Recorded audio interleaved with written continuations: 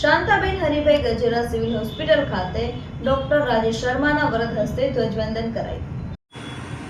આજે સમગ્ર દેશમાં 26 જાન્યુઆરીએ 77મા પ્રજાસત્તાક દિનની ભવ્ય ઉજવણી થઈ રહી છે, ત્યારે અમરેલીની શાંતાબેન હરિભાઈ ગજેરા સિવિલ હોસ્પિટલ ખાતે પ્રજાસત્તાક પર્વની ઉજવણી કરવામાં આવી હતી। આ પ્રસંગે ડોક્ટર રાજેશ શર્માના વરદ હસ્તે ધ્વજવંદન કરવામાં આવ્યું હતું।